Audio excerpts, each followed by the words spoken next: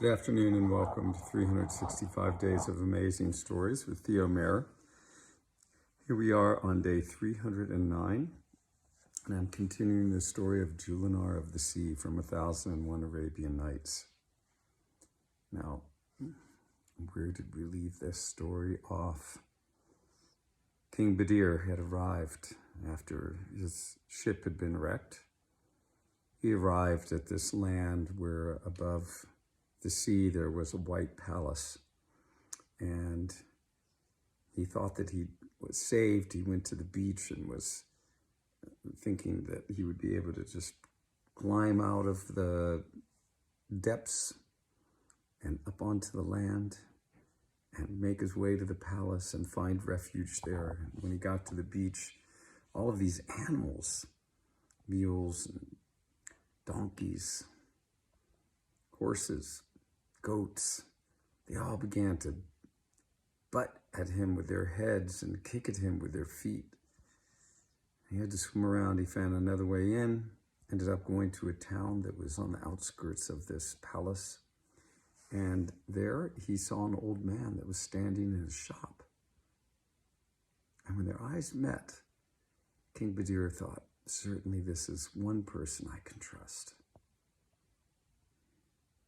The old man actually walked up to Badir and said, "Who are you and where are you from?"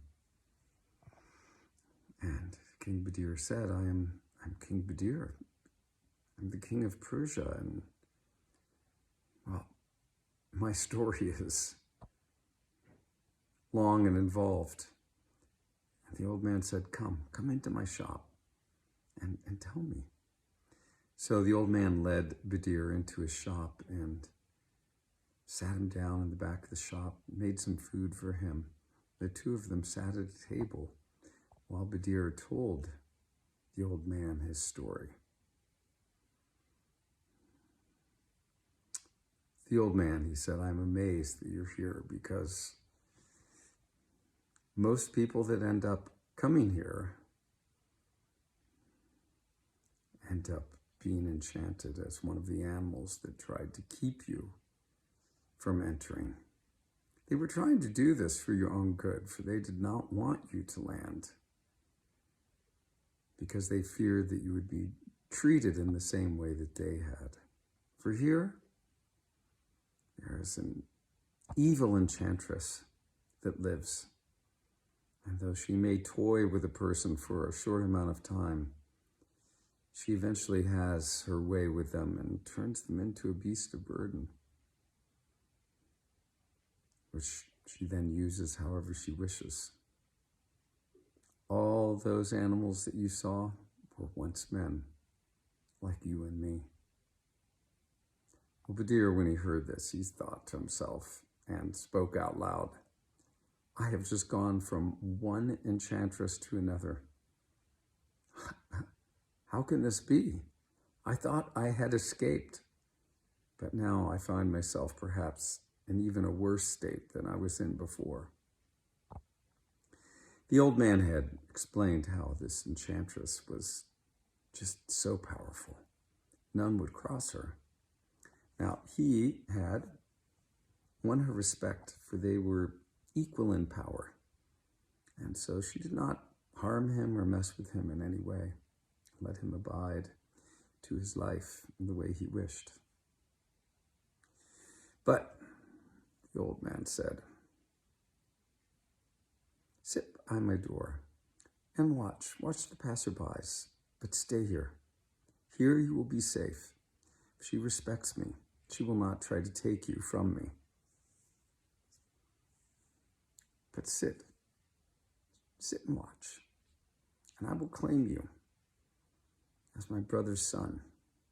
If anyone asks, this you must tell them, that you are my nephew.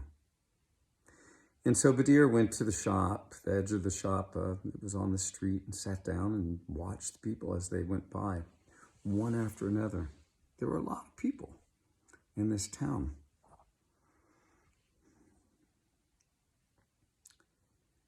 This went on for a month. Badir every day sitting outside the shop, watching the passerbys, helping with things that needed to be done, helping to cook the food that the old man served to people, whoever stopped by. And in this way, the time seemed to just slip by. And Badir was exceedingly happy, as was the old man. The old man loved Badir so much.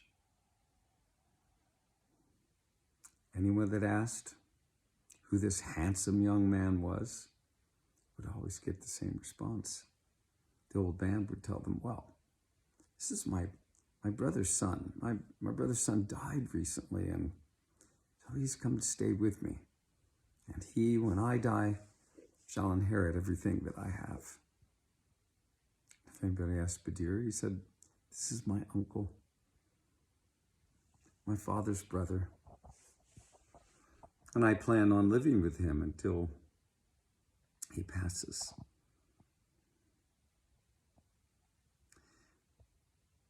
After a month, one day came. There was kind of a rumbling across the earth. Badir looked off at the distance and could see dust rising from the direction of the palace. And as this tramping came closer, he was able to see that it was hundreds of horsemen, swords drawn, faces fixed forward.